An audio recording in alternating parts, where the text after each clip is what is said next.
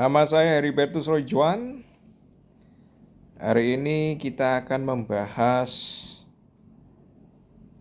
tentang materi gugatan tata usaha negara ya, atau TUN. Nah, sumber hukumnya adalah Undang-Undang Republik Indonesia Nomor 30 Tahun 2014 tentang Administrasi Pemerintahan. Lalu juga ada dasar hukumnya Undang-Undang RI Nomor 6 Tahun 2023 tentang penetapan peraturan pemerintah ya, PP, pengganti Undang-Undang Nomor 2 Tahun 2022 tentang Cipta Kerja menjadi undang-undang.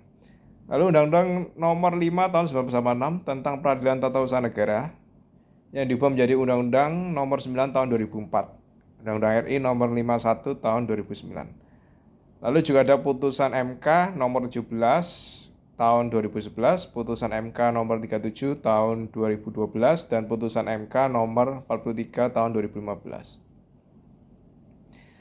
Jadi undang-undang tentang administrasi pemerintahan ya, ini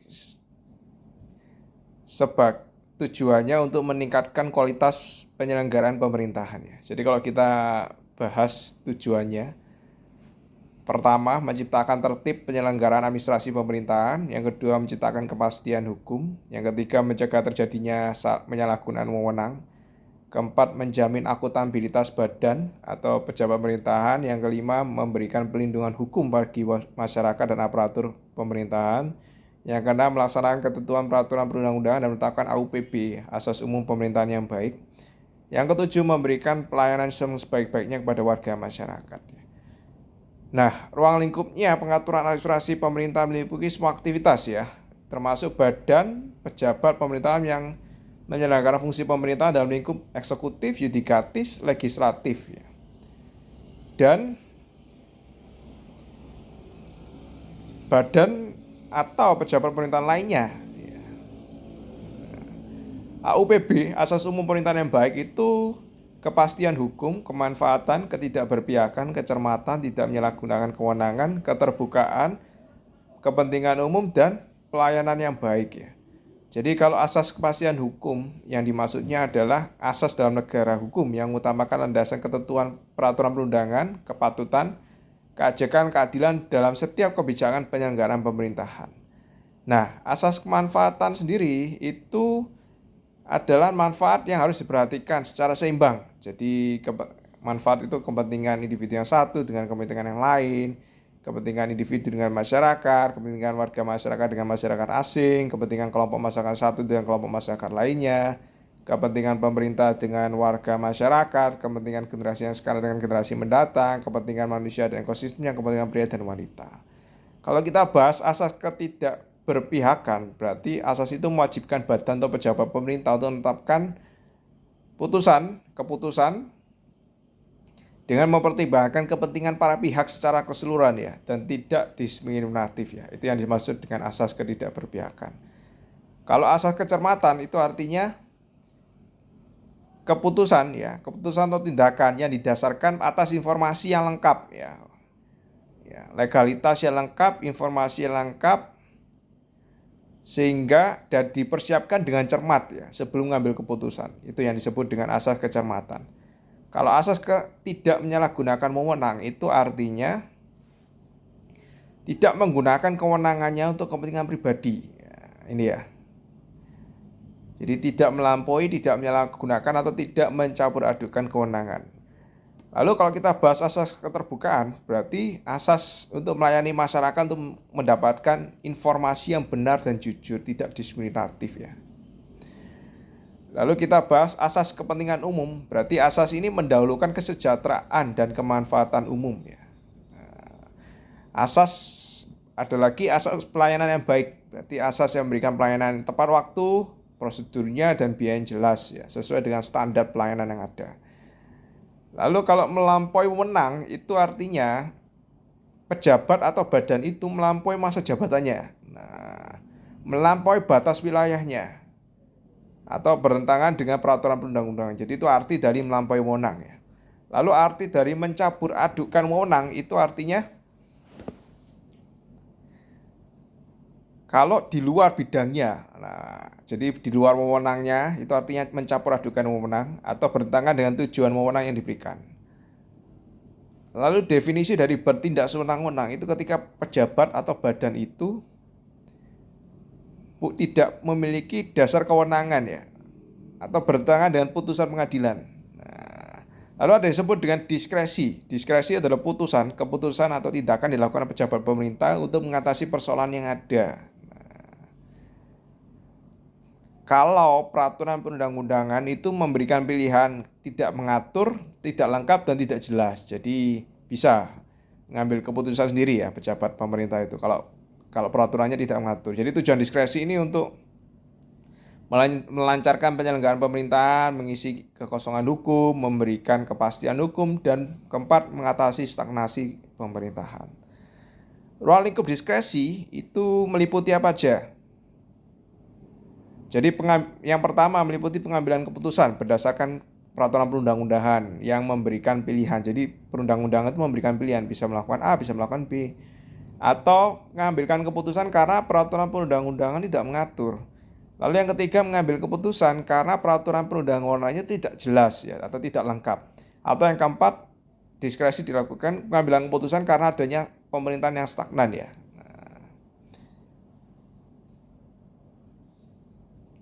Lalu syaratnya apa aja? Persyaratan diskresi. Nah, yang pertama sesuai dengan tujuan diskresi ya. Itu di dasar hukumnya pasal 22 ayat 2. Itu tujuan diskresi yang tadi yang sudah kita bahas ya.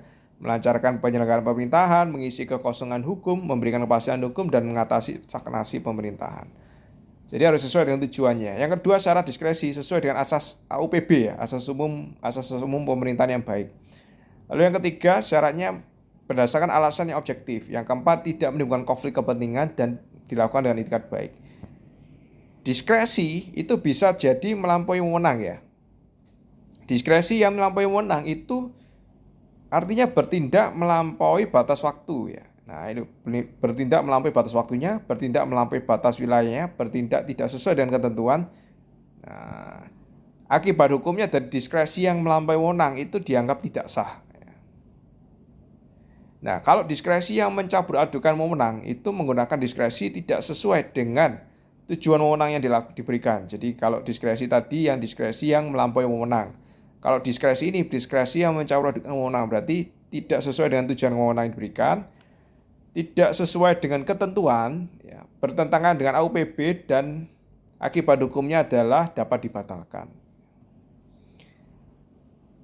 Diskresi itu bisa menjadi tindakan sewenang-wenang kalau dikeluarkan oleh pejabat yang tidak berwenang dan akibat hukumnya adalah dapat dibatalkan atau tidak sah.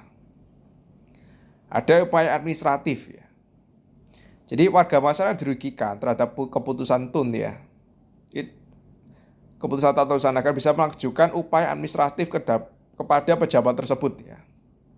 Upaya administratif itu terdiri dari keberatan dan banding. Nah, upaya administratif ini tidak menunda pelaksanaan keputusan dan tidak dibebani biaya. Upaya administratifnya apa aja? Jadi ada badan tersendiri ya untuk menyelesaikan keberatan kalau misalnya ada. Lalu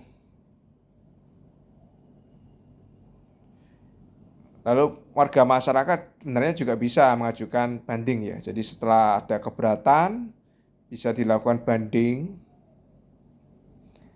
Kalau tetap tidak terima, bisa diajukan gugatan di pengadilan. Ya, jadi sebelum menggugat di pengadilan itu bisa banding terlebih dahulu ya, mengajukan keberatan dan banding terhadap pejabat yang bersangkutan. Kalau tetap tidak bisa, baru diajukan di pengadilan. Nah, keberatan itu diajukan 21 hari ya sejak diumumkan keputusan tersebut. Nah, jadi sekarang kita bahas ini ya. Ini tata usaha negara ya.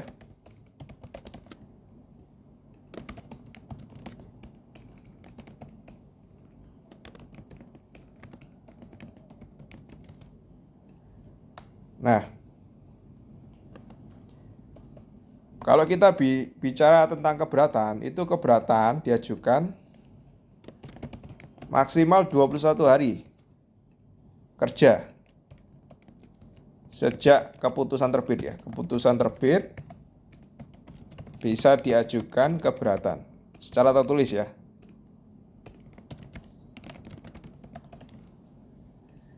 Kepada pejabat tersebut atau badan tersebut. Kalau pejabat diterima, ya sudah. Nah, pejabat tersebut atau badan tersebut menyelesaikan keberatan paling lama 10 hari kerja. Jadi, maksimal 10 hari kerja sejak diterima keberatan. Badan atau pejabat tersebut harus menyelesaikan keberatan ya. Oke. Kalau sudah keberatan dikabulkan, maka ada keputusan baru.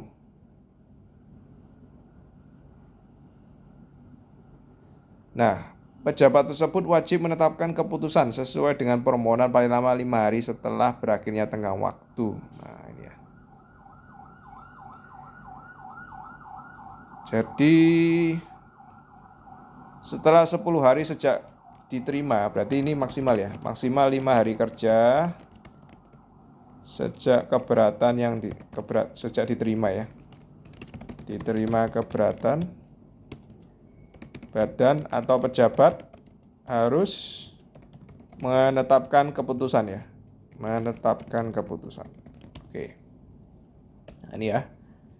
Ini timeline-nya saya catat supaya lebih mudah untuk dipahami ya. Lalu banding administratif ya. Tadi keberatan, lalu sekarang banding administratif. Nah, ini kan keberatan. Saya tulis judulnya keberatan. Sekarang banding ya, banding administratif. Administratif. Maksimal 10 hari. Maksimal 10 hari kerja ya.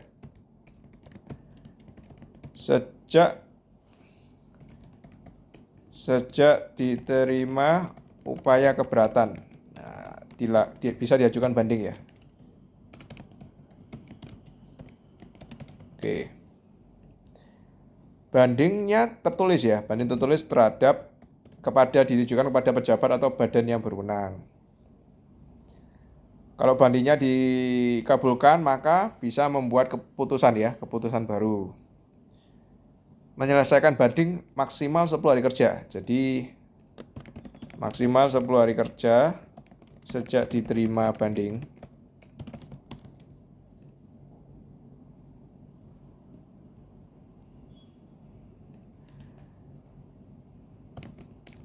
Badan atau pejabat tersebut harus menyelesaikan banding ya.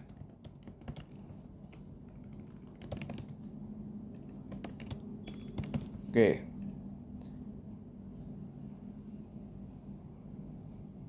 Dalam hal pejabat tersebut tidak menyelesaikan banding dalam jangka waktu tersebut. Jadi kalau lewat jangka waktu keberatan dianggap dikabulkan ya.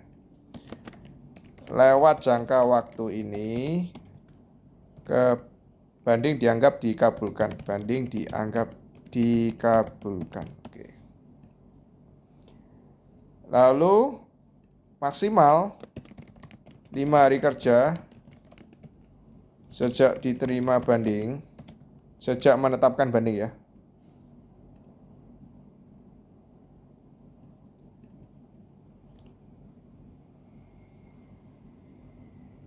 Sejak diterima banding, sejak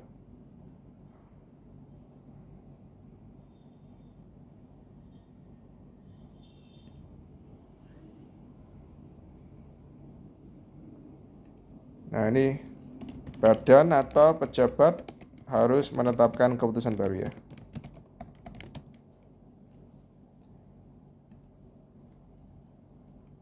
Sejak waktu selesai.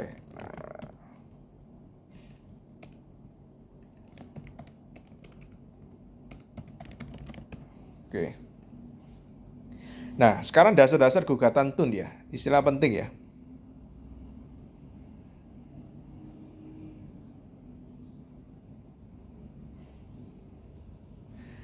Jadi tindakan tata usaha negara itu tindakan yang bersifat konkret, individual, dan final ya, yang menimbulkan akibat hukum ya. Sengketa tun itu artinya sengketa yang timbul dalam bidang tata usaha negara antara orang atau badan hukum perdata dengan badan hukum atau pejabat tata usaha negara tun, baik di pusat maupun daerah. Karena dikeluarkannya keputusan tata usaha negara. Nah, termasuk juga sengketa kepegawaian.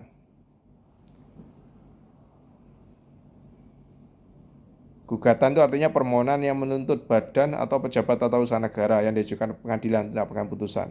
Tergugat di sini jelas badan atau pejabat tata usaha negara yang mengeluarkan putusan tun.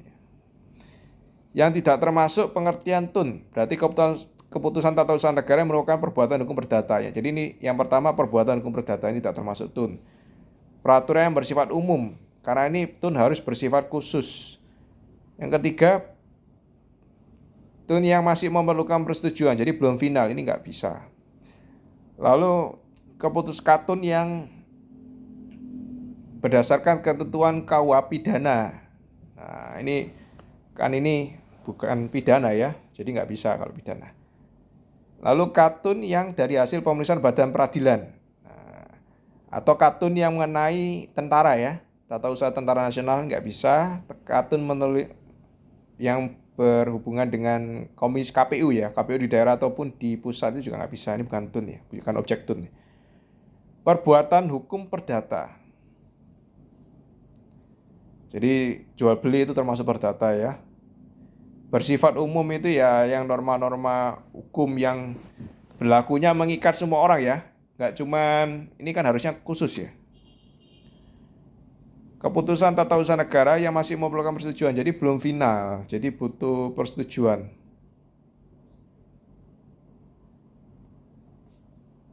Jadi dibutuhkan persetujuan instansi lain atau atasannya yang lain.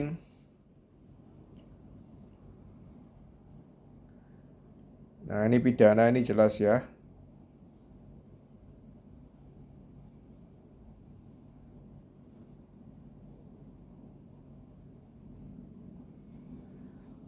Tidak boleh berhubungan dengan pidana. Contoh, surat perintah penahanan terhadap tersangka dari jaksaan itu nggak bisa ditunkan ya.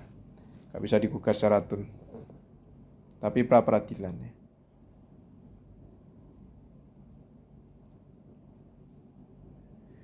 Keputusan katun ya, katun yang dikeluarkan dari hasil pemeriksaan badan peradilan. Nah, ini ya. Pemeriksaan BPN, contoh sertifikat nama data pertimbangan.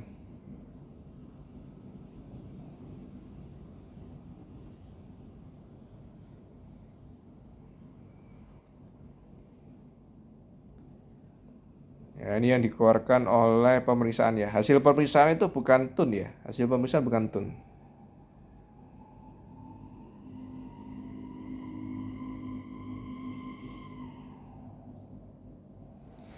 Kalau misalnya pejabat tersebut itu tidak mengeluarkan keputusan apapun, itu dianggap disamakan dengan keputusan katun ya.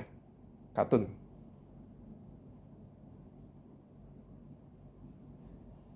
Jadi kalau tidak mengeluarkan dianggap menolak ya. Dia dianggap mengeluarkan keputusan, yaitu keputusannya adalah menolak.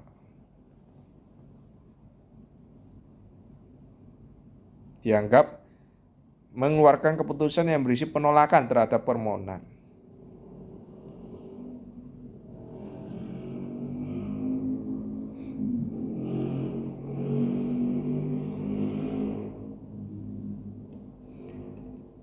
Jadi 4 bulan ya, batas waktunya 4 bulan setelah diterimanya permohonan maka dianggap ditolak ya.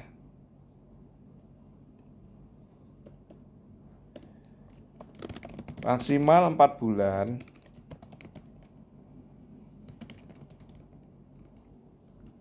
Kali ini kalau tidak ada tangga waktunya ya, jangka waktunya ya.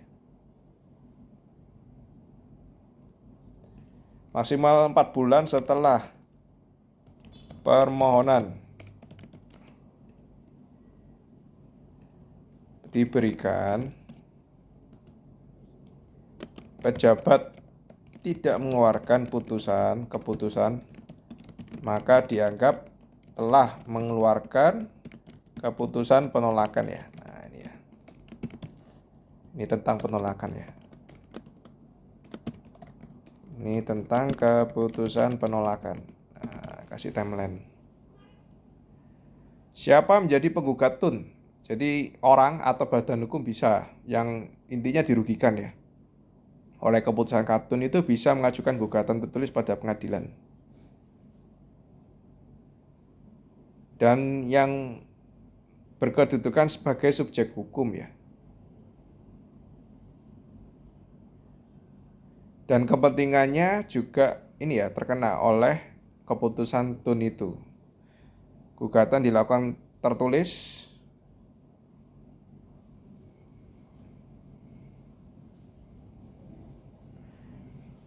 alasannya yang bisa dilakukan, yang bisa ditulis itu keputusan tun yang digugat itu bertentangan dengan peraturan perundang-undangan, itu yang pertama. Yang kedua, keputusan tun itu bertentangan dengan AUPB. AUPB itu asas-asas umum pemerintahan yang baik. Jadi asas kepastian hukum, tertib penyelenggaraan negara, keterbukaan, proporsionalitas, profesionalitas, akuntabilitas. Nah, itu dimaksud dalam Undang-Undang Nomor 8 Tahun 1999 tentang penyelenggaraan negara yang bersih dan bebas dari korupsi, kolusi, dan nepotisme. Kalau kita bahas pengadilan tun mana yang diajukan itu berdasarkan tempat kedudukan tergugat ya. Jadi tergugatnya di mana, pejabatnya di mana, diajukan di pengadilan itu. Kalau misalnya tergugatnya lebih dari satu pejabatnya atau badan hukum, badan negaranya, maka diajukan kepada pengadilan salah satunya. Ya, jadi tergantung tempat tergugat. Kalau lebih dari satu, salah satunya.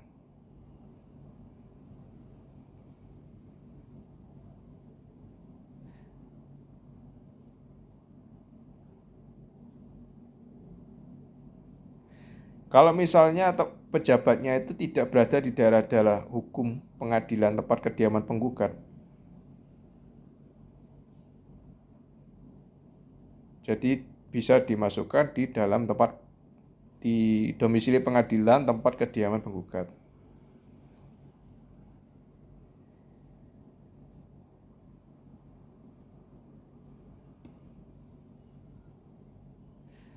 Kalau penggugat dan tergugat kedudukannya di luar negeri, gugatannya diajukan kepada Pengadilan Jakarta.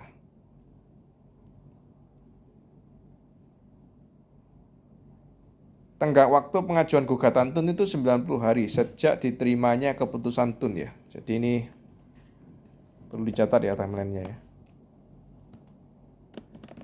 Maksimal 90 hari sejak diterima keputusan ya. Sejak diterima Katun. Gugatan dapat diajukan ya. Ini tenggat waktunya ya.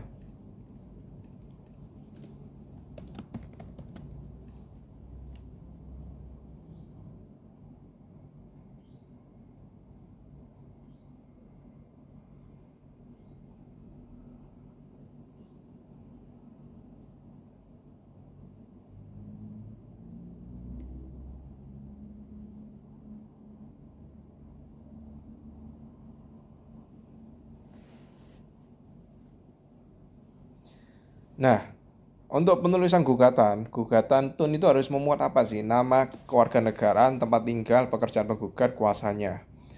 Nama jabatan, tempat kedudukan tergugat, dasar gugatannya, hal-hal yang diminta di pengadilan. Kalau apabila gugatan dibuat atau ditantangani oleh seorang kuasa, maka gugatan tersebut dilampirkan surat kuasa. Gugatan itu juga dilampiri keputusan tun yang disengketakan.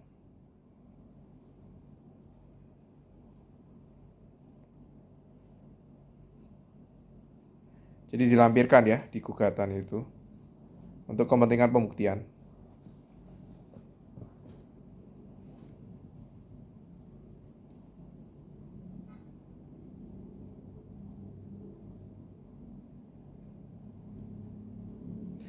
Kalau misal berkas tunnya itu kalau ditolak kan tidak mendapat berkas ya, berkas katunnya. Jadi bisa hakimnya dapat bisa minta ke ini ya, pejabatnya atau badan badan negaranya untuk mengirimkan kartunya kepada pengadilan tun.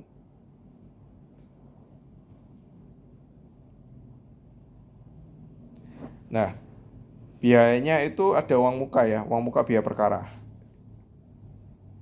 Itu ditanyakan ke panitera pengadilan. Setelah membayar biaya perkara, gugatan dimasukkan ke dalam daftar perkara oleh panitera pengadilan. Nah, ini prosedur ya. Prosedur tun. Jadi maksimal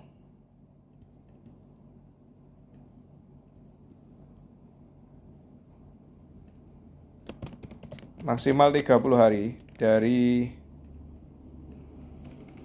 sejak gugatan dicatat oleh panitera. Hakim ini menentukan hari, jam, dan tempat sidang.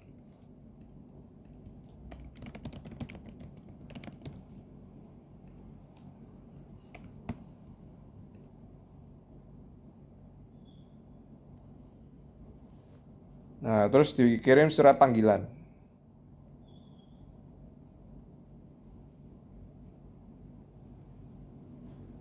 Tadi kan pakai biaya perkara. Kalau mau gratis, maka butuh mengurus surat keterangan tidak mampu dari kepala desa atau lurah di tempat kediamannya pemohon. Jadi, kalau mau gratisan, perlu mengurus surat keterangan tidak mampu.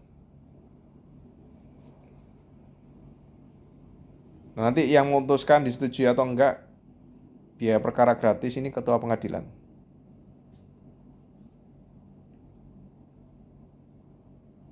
Nah, kalau diperiksa itu kadang hakimnya menganggap bahwa gugatan ini tidak diterima, tidak dapat diterima, tidak berdasarkan. Itu kalau pokok gugatan itu bukan wewenang pengadilan, itu yang pertama. Yang kedua, yang tidak diterima, syarat gugatan tidak dipenuhi oleh penggugat. Nah, ini ya, syaratnya tidak memenuhi syarat. Yang ketiga, gugatan tersebut bukan pada alasan yang layak. Keempat, yang dituntut itu sebenarnya sudah terpenuhi. Jadi yang diminta itu sebenarnya sudah terpenuhi. Yang kelima, gugatan diajukan sebelum waktunya atau telah lewat masa berlakunya. Nah, itu mungkin setelah lewat 90 hari. Nah, itu nggak bisa ya, tidak dapat terima.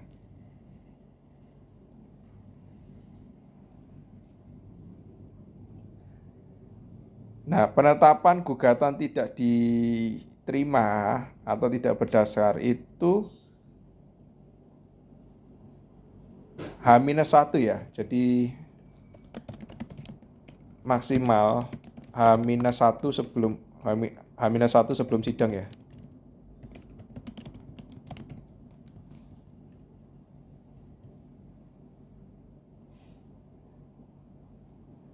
Diadakan ini ya.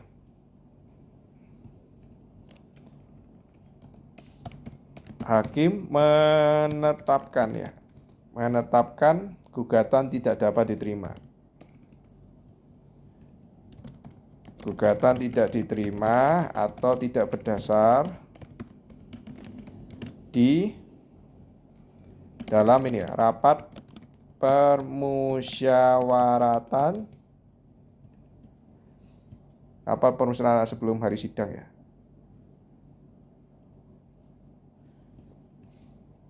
Sebelum sidang ditentukan.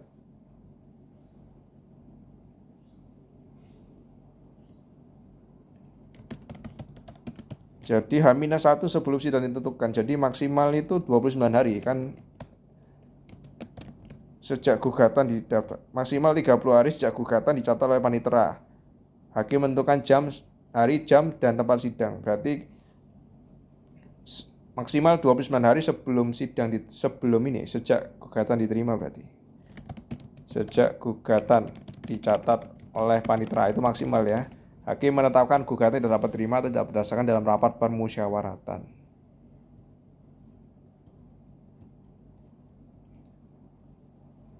Itu dipanggil ya, kedua belah pihak dipanggil.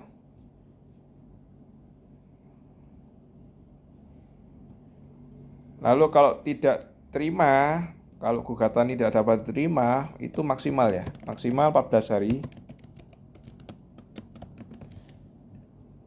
Maksimal 14 hari setelah diucapkan. Setelah penetapan gugatan tidak diterima atau tidak berdasar.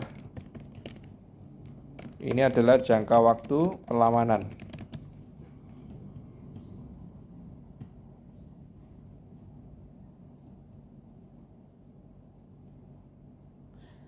Kalau perlawanan sudah diperiksa secara singkat ya, dalam acara singkat. Kalau perlawanannya diterima, maka penetapan gugur demi hukum dan pokok gugat. Nah, penetapan tidak dapat diterima dan tidak berdasar itu akan gugur. Dan pokok perkara akan langsung diperiksa. Lanjut ya. Kalau perlawanan ini ditolak ya sudah dan tidak bisa upaya hukum ya. Nah, sebelum pemeriksaan pokok sengketa, itu hakim mengadakan pemeriksaan persiapan untuk melengkapi gugatan yang kurang jelas. Ini kalau gugatannya kurang jelas ya, jadi ada pemeriksaan persiapan.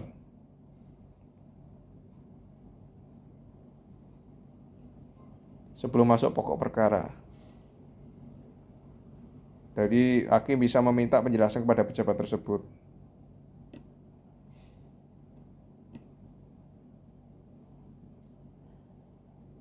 Pemeriksaan persiapan ini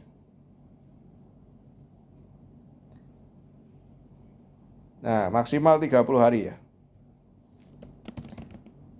Maksimal 30 hari hakim bisa memberikan nasihat kepada penggugat untuk memperbaiki ya gugatannya.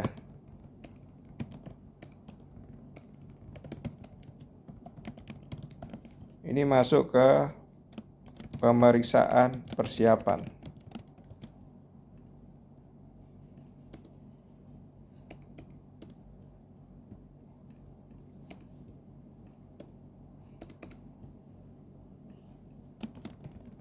Pemeriksaan persiapan. Nah, ya.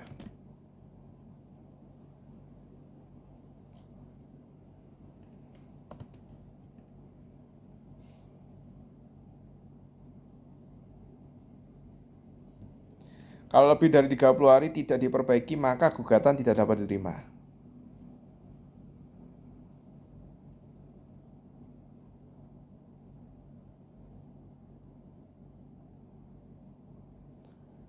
Kalau misalnya sudah gugatan tidak dapat terima, tidak bisa banding ya, yang ada mengajukan gugatan baru. Nah, sekarang hari sidang. Maksimal 6 hari ya, H-6 ya. Jadi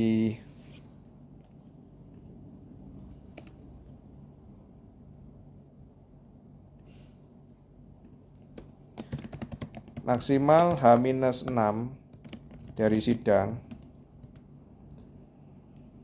Pemanggilan dilakukan ya. Panggilan dianggap sah ketika menerima surat panggilan. Kalau misalnya salah satu pihak di luar negeri, panggilannya dengan menggunakan meneruskan surat penetapan hari sidang dan salinan gugatan itu ke Departemen Luar Negeri Republik Indonesia, jadi dikirim di sana.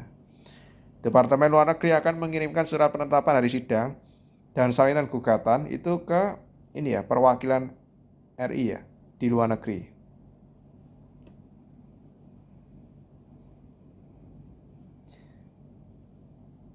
Nah, ini ya, ini panggilan sidang ya.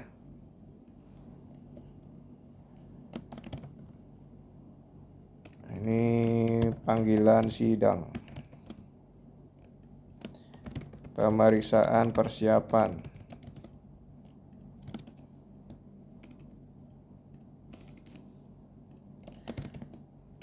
Maksimal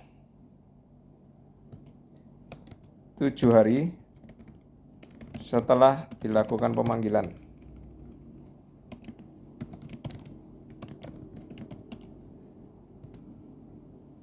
Jadi KBRI perlu melaporkan ya, melaporkan pengadilan, melaporkan hal itu ke pengadilan. Melapor ke pengadilan. Kalau tergugat, kalau para pihak di luar negeri ya. Ada pihak yang di luar negeri, yang keluar negeri.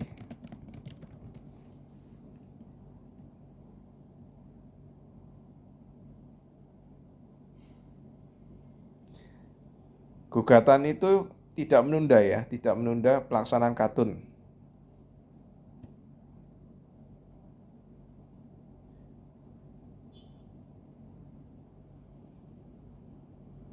Nah, penggugat juga dapat mengajukan permohonan untuk pelaksanaan katun itu ditunda sampai pemeriksaan sidang selesai.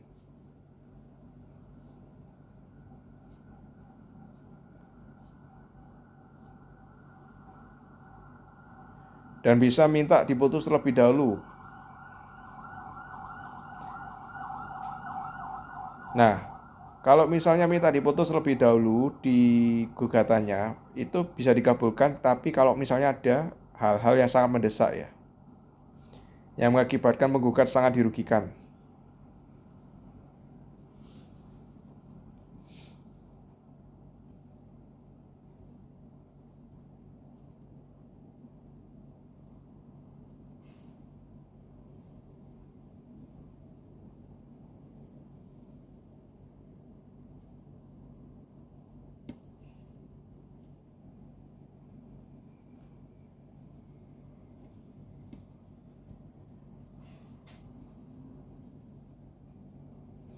Jadi selama putusan itu tidak diminta ditunda, maka bisa dilaksanakan ya katunnya.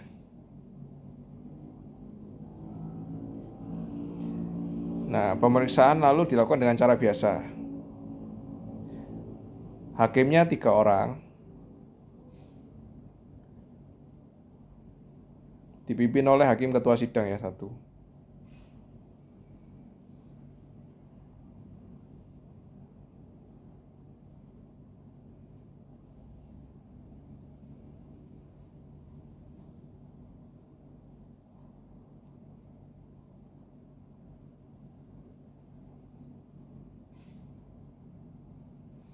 Dan sidangnya terbuka untuk umum. Kalau sidangnya bersangkut berhubungan dengan ketertiban umum, keselamatan negara, maka dinyatakan tertutup ya. Dan kalau selain itu terbuka. Kalau tidak disebutkan maka putusan batal demi hukum. Putusan batal demi hukum. Nah, penggugat itu harus hadir di persidangan. Kalau tidak hadir, dianggap gugatannya gugur.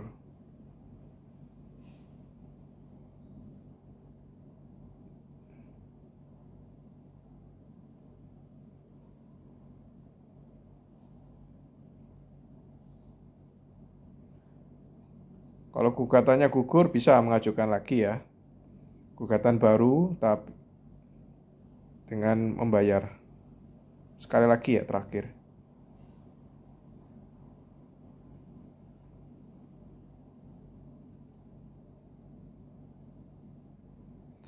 Kalau misalnya tergugat si pejabat itu tidak hadir, maka hakim bisa menulis surat ke atasannya untuk hadir, untuk supaya orang itu hadir.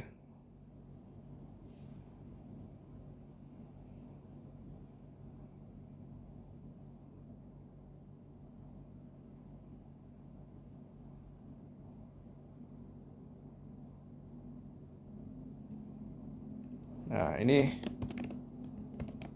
maksimal 2 bulan ya. 2 bulan itu berarti 60 hari ya. Maksimal 60 hari sejak dilakukan ya. Setelah dilakukan pemanggilan ke pejabat bersangkutan.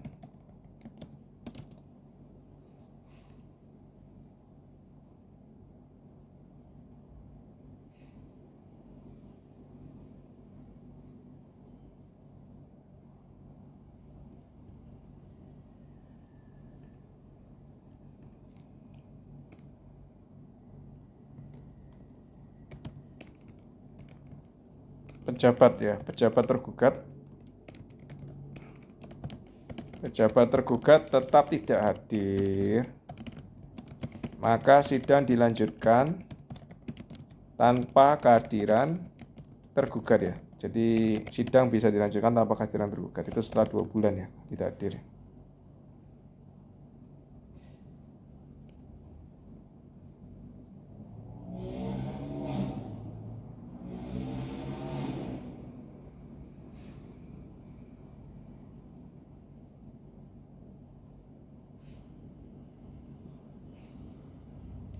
Kalau tergugatnya lebih dari satu, salah satu tidak hadir, maka sidang bisa ditunda untuk sidang berikutnya.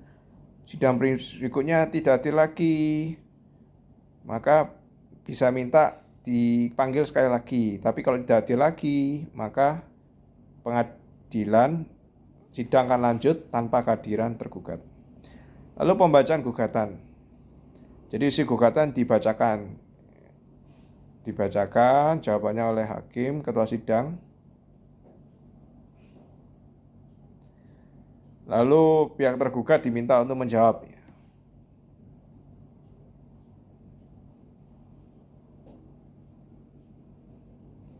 Penggugat itu bisa merubah gugatan.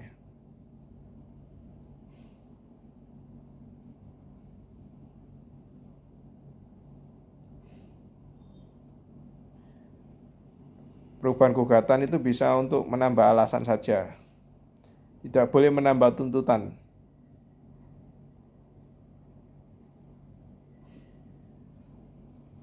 Gugatan juga bisa dicabut. Selama tergugat belum memberikan jawaban, gugatan bisa dicabut.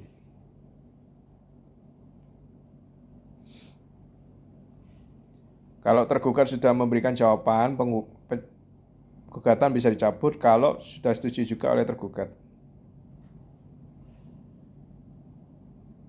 Eksepsi, nah ini bisa diajukan selama pemeriksaan.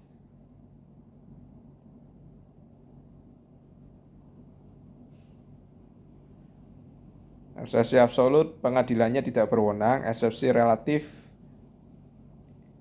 ini ya, tempat pengadilannya ya.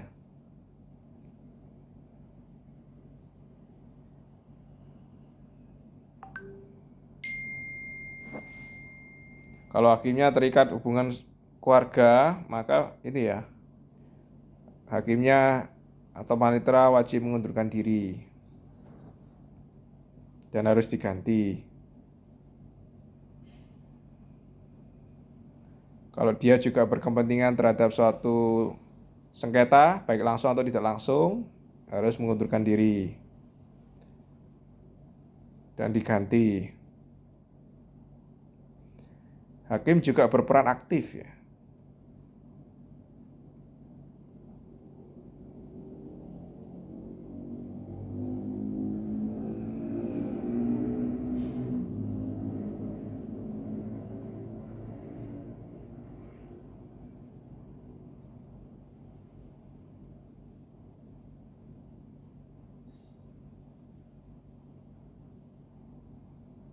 Nah, selama sidang pemeriksaan, kalau ada orang pihak ketiga yang datang karena merasa pihak tersebut ingin membela haknya, atau pihak tersebut juga salah satu pihak yang bersengketa, itu bisa ikut masuk ya. Nah, permohonan ikut masuk sebagai pihak itu bisa dikabulkan atau bisa ditolak ya oleh pengadilan. Dan dicatat di berita acara sidang. Kalau misalnya mau banding pun juga harus diajukan bersama-sama ya dengan penggugat atau tergugat yang lain.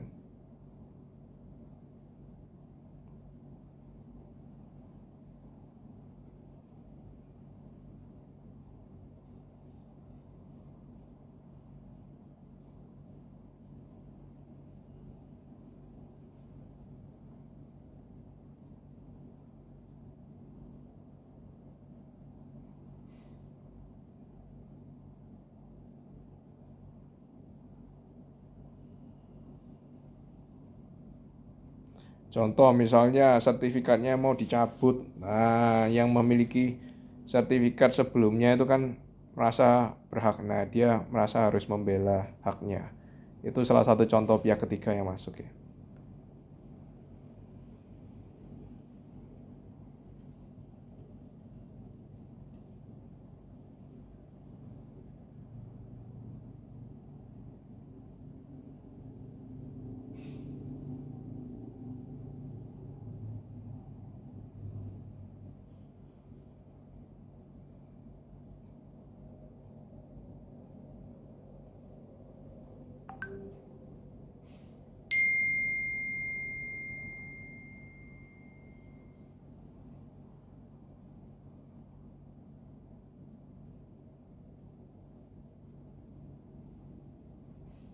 Kalau pihak ketiga masuk sebagai penggugat disebut penggugat intervensi.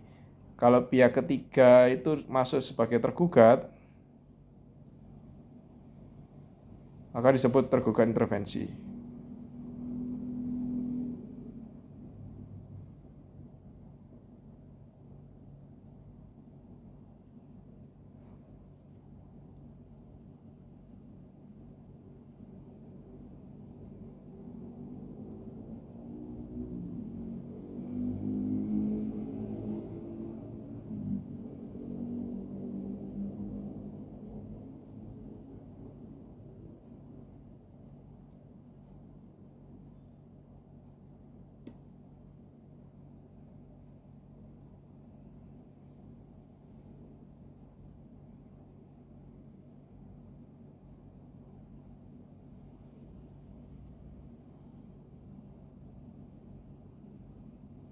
Nah, kalau ada surat barang bukti surat yang diduga palsu, hakim bisa mengirimkan surat itu ke penyidik ya untuk diperiksa.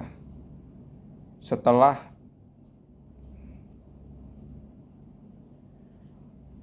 ini.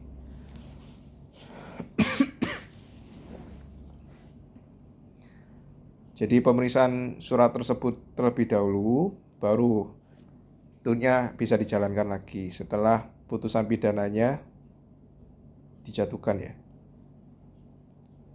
Jadi jangan memalsukan surat untuk barang bukti di pengadilan. Pemeriksaan saksi.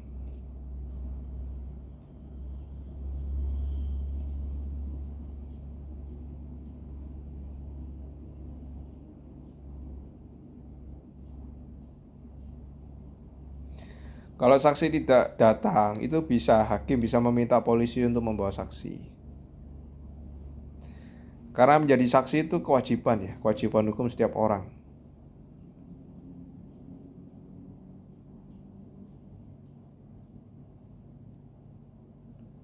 Jadi kalau saksinya menolak untuk menolak untuk datang, itu bisa minta bantuan polisi untuk dihadirkan. Jadi bisa dipaksa.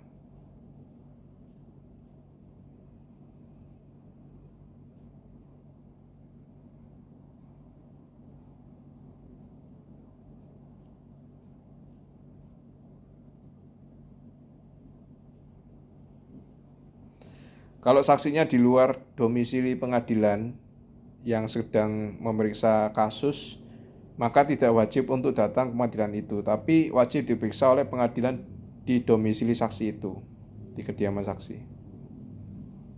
Sama saja ya.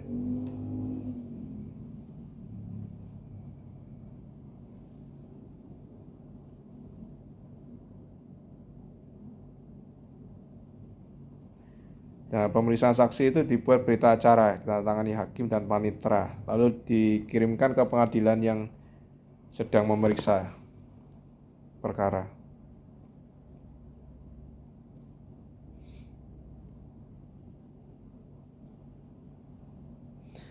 Waktu pemeriksaan saksi, saksi yang sudah diperiksa harus tetap ada di ruang sidang.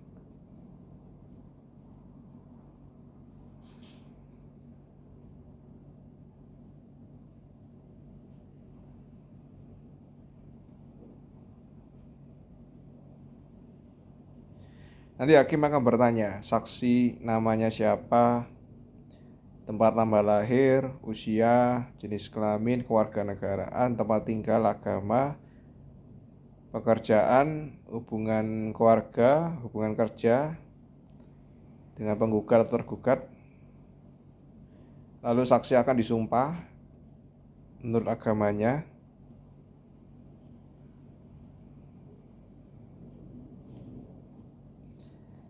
Nah, kalau saksi sudah dipanggil, itu yang tidak boleh didengar pada saksi itu, yang tidak bisa jadi saksi itu keluarga ya, keluarga saudara, sampai garis keturunan ke atas, ke bawah, sampai derajat kedua. Nah, istri atau suami tidak bisa jadi saksi. Anak belum usia 17 tahun tidak bisa jadi saksi. Orang yang sakit ingatan tidak bisa jadi saksi.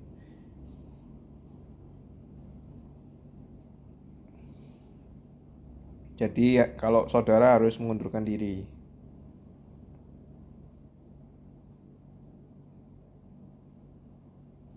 Atau saksi yang wajib merahasiakan ya, karena pekerjaannya harus disimpan rahasia.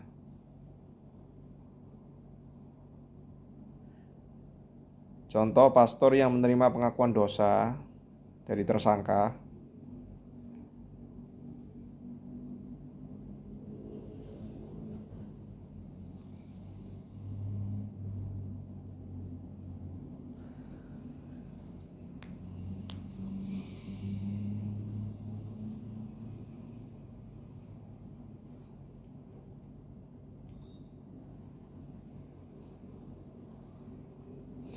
Pertanyaan yang diajukan oleh saksi itu disampaikan melalui hakim ya.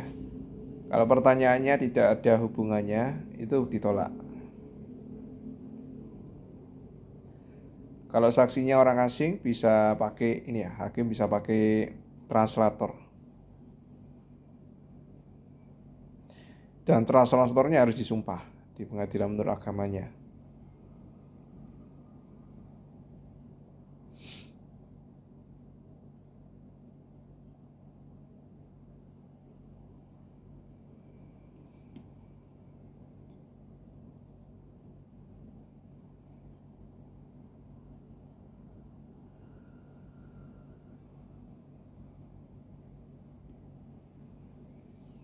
Kalau pejabat menjadi saksi harus datang sendiri.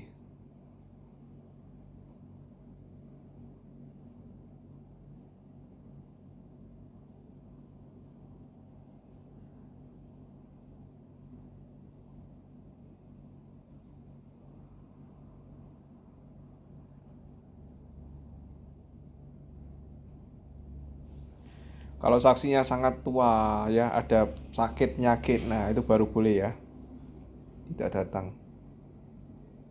Nanti hakimnya dan panitera yang datang ke tempat kediaman saksi untuk mengambil sumpah dan mendengar kesaksian.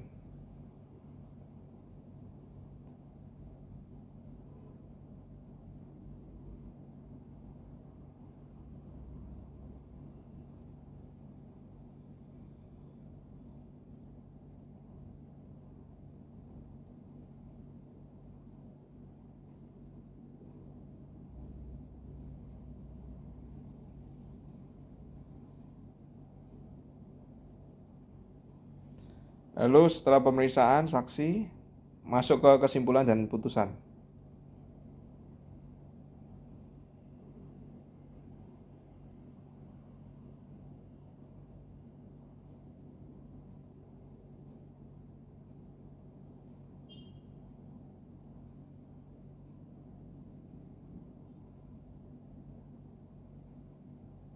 Putusannya bisa ditolak, dikabulkan, tidak diterima atau gugur.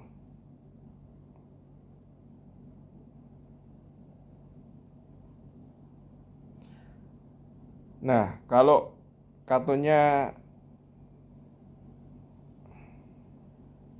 gugatan dikabulkan, maka putusan pengadilannya itu bisa mencabut katun yang bersangkutan, mencabut katun yang ada, dan menerbitkan katun yang baru, atau langsung penerbitan katun yang baru. Dan bisa ini ya, pembayaran ganti rugi ya.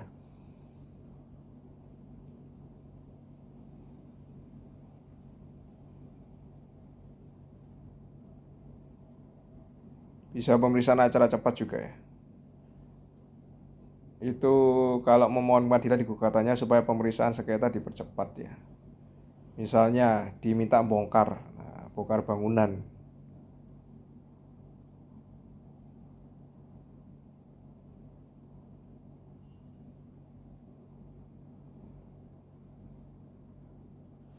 Nah ini ya, ini berita acara pemeriksaan dengan acara cepat ya. Pemeriksaan dengan acara cepat. Maksimal 14 hari setelah diterima permohonan.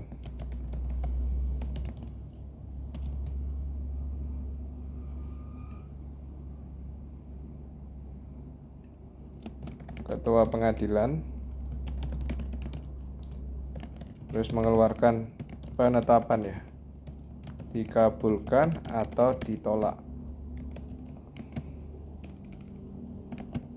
Terus mengeluarkan penetapan, gugatan dikabulkan atau ditolak.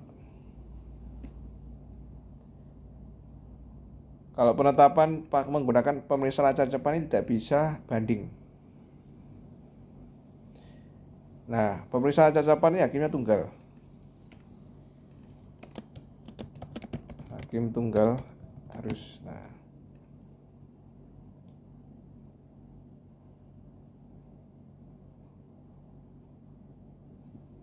Nah, pemeriksaan dengan cara cepat ini maksimal 7 hari.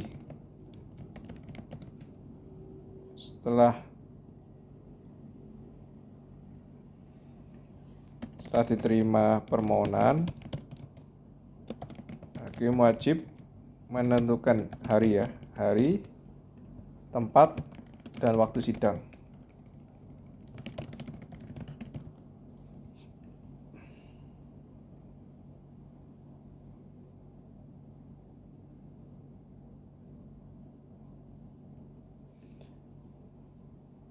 Lalu maksimal 14 hari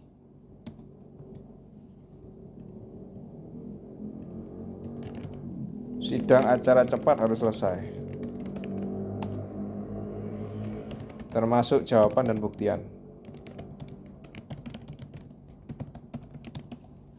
Alat bukti apa aja? Surat, keterangan ahli, keterangan saksi, pengakuan para pihak, pengetahuan hakim, keadaan dan pengetahuan hakimnya. 5 ya. Alat bukti surat ada 3 jenis: akta otentik ya, dikeluarkan oleh pejabat berwenang, akta bawah tangan, dan surat lainnya yang bukan akta. Lalu ada saksi ahli, ini disumpah ya, saksi ahli juga disumpah.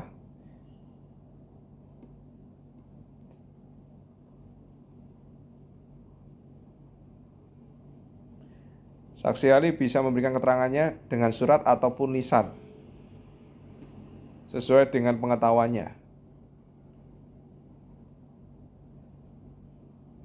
Bisa jadi alat bukti ya, keterangan saksi.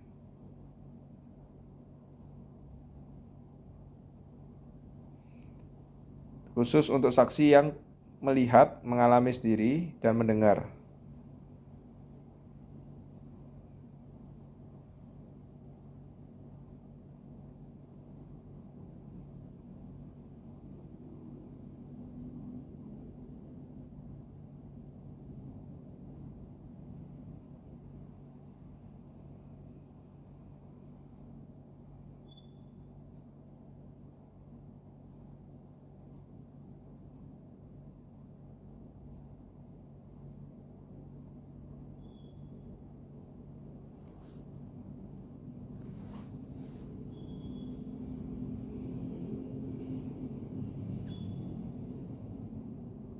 Putusan pengadilan diucapkan dalam sidang yang terbuka untuk umum. Kalau salah satu pihak tidak hadir, bisa salinannya dikirimkan.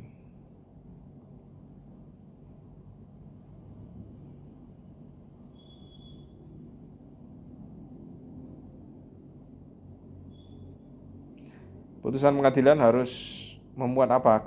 Kira-kira ya, kepala putusan demi keadilan berdasar ketuhanan Yang Maha Esa. Nama, jabatan, kewarganegaraan, tempat kediaman, tempat kedudukan para pihak, ringkasan gugatan dan jawaban tergugat, pertimbangan dan penilaian setiap bukti yang diajukan, dan hal-hal yang terjadi dalam persidangan ditulis, alasan hukum yang jadi dasar putusan ditulis, amar putusan juga ditulis, biaya perkara ditulis, hari tanggal putusan, nama hakim yang memutus, nama panitera, serta keterangan hadir atau tidaknya para pihak ditulis. Kalau salah satu tidak ditulis, putusannya bisa batal.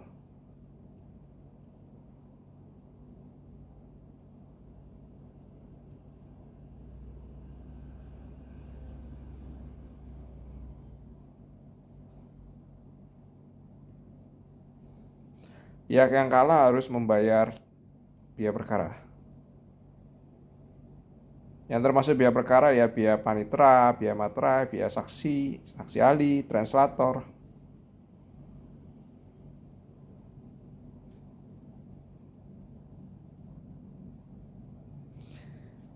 Kalau salah satu pihak, misalnya tergugat atau penggugat itu minta saksi lebih dari 5 orang, nah pihak tersebut yang harus bayar ya, walaupun pihak tersebut menang. Karena banyak orang ya, saksi ahli, ahli bahasa, lebih dari 5 orang totalnya.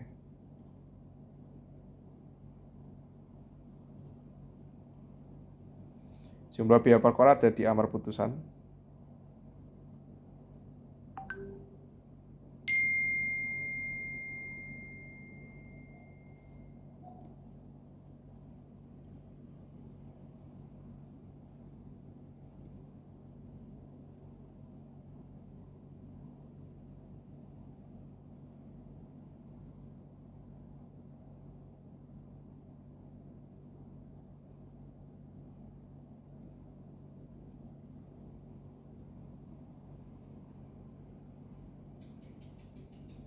Ya, yang membuat berita acara sidang itu panitera. Berita acara sidang ditandatangani hakim, ketua sidang, dan panitera.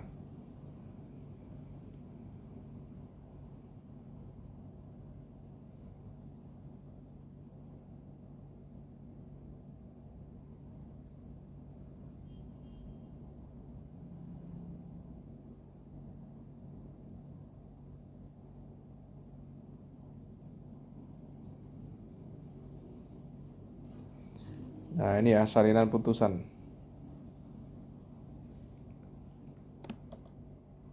Ini bagian putusan. Maksimal 14 hari.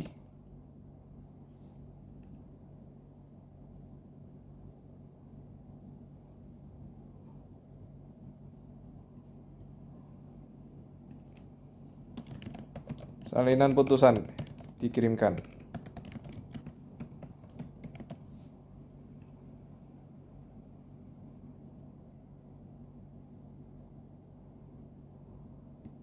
Maksimal 14 hari sejak putusan berkekuatan hukum tetap ya.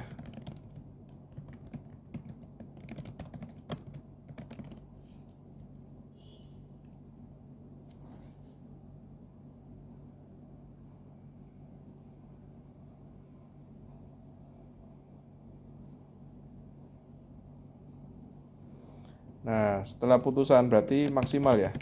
Maksimal 60 hari kerja sejak putusan berkekuatan hukum tetap. Pejabat tidak melaksanakan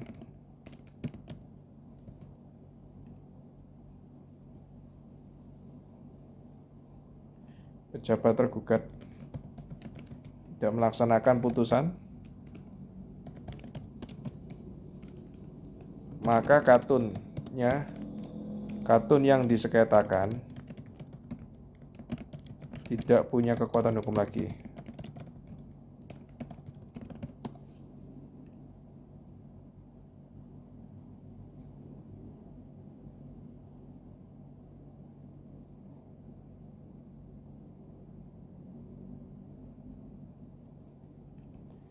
Nah, lalu ada maksimal 90 hari kerja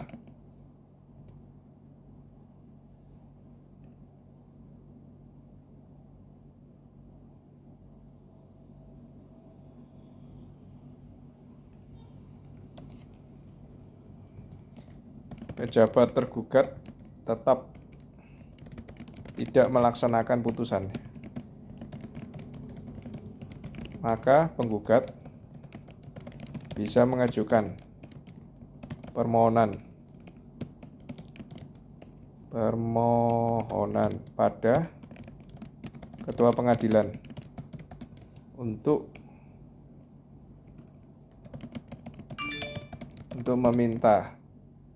memerintahkan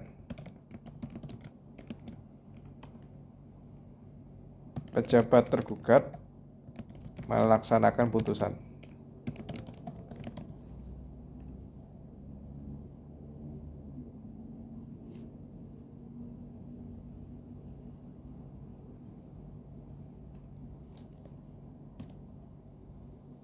Kalau tetap tidak melaksanakan bisa meminta uang paksa,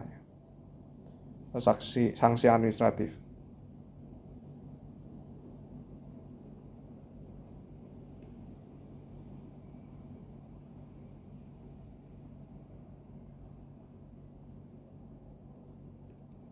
Lalu diumumkan di media massa, bisa.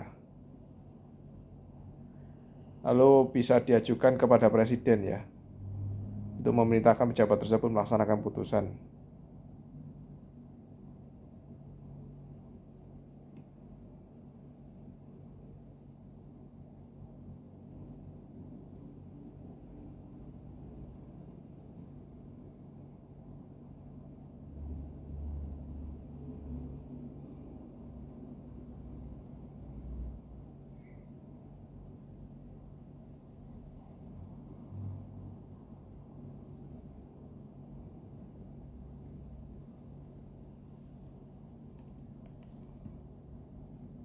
Puluh hari.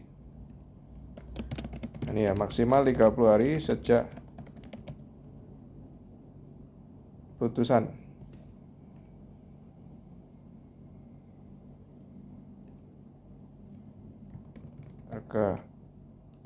Maksimal 30 hari penggugat bisa mengajukan.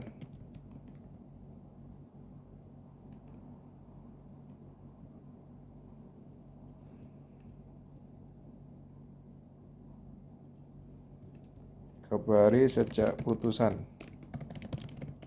berkekuatan hukum.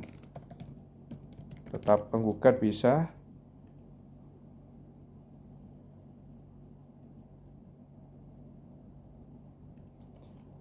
mengajukan permohonan ke pengadilan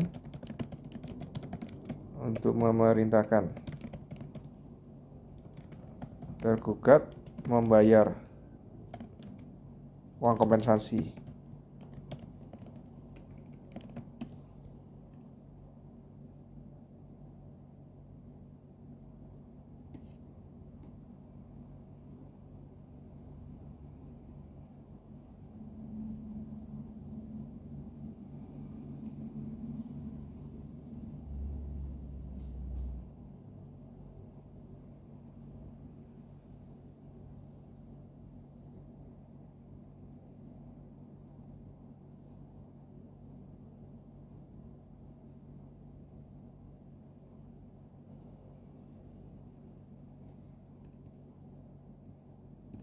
Nah, ini putusan ganti rugi ya.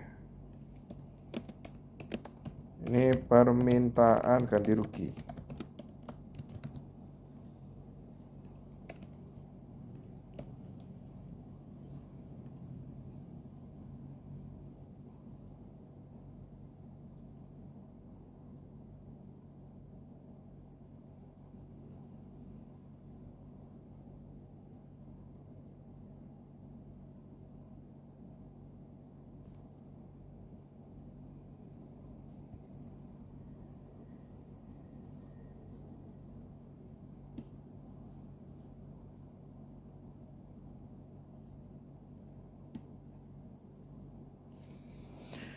Putusan itu bisa dibanding atau ini ya, pemeriksaan banding. Ini pemeriksaan banding.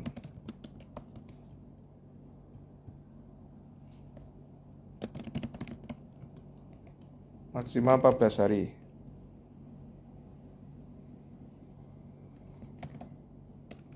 Setelah putusan bisa diajukan permohonan banding.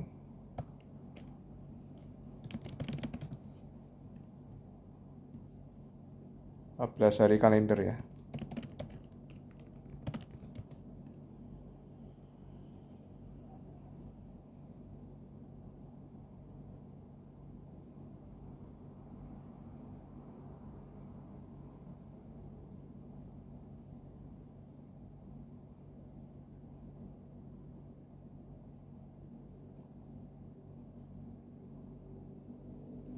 Dicatat dalam daftar perkara pemeriksaan banding.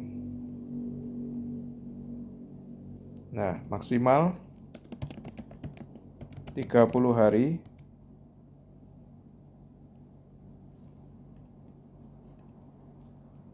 Setelah permohonan banding dicatat,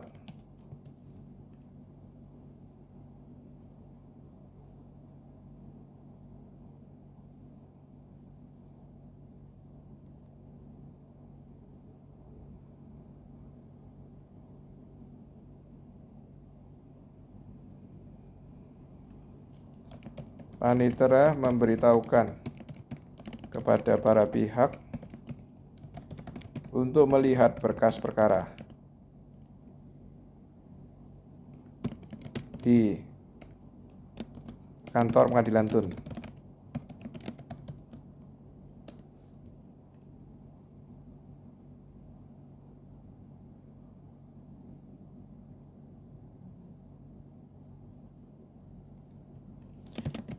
Maksimal 60 hari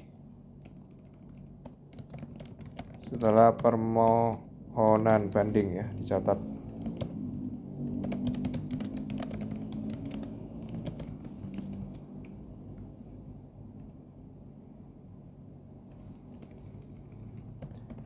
Berkas perlu dikirimkan ke Panitera Pengadilan Tinggi Tun.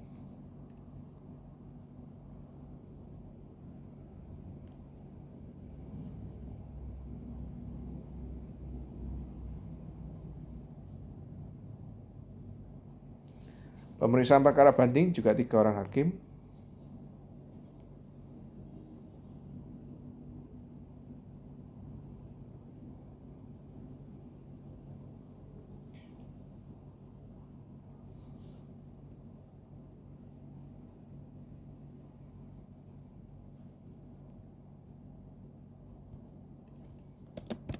Maksimal 30 hari. Salinan putusan Pengadilan Tinggi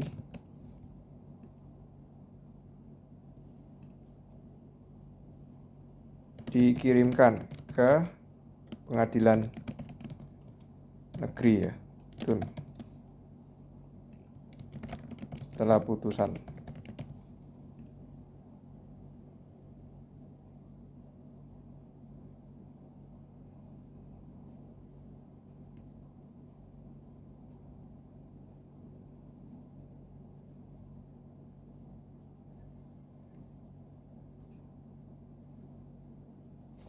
Oke, itu materi tentang tata usaha negara, Tun. Terima kasih, sekian dari saya, sukses selalu.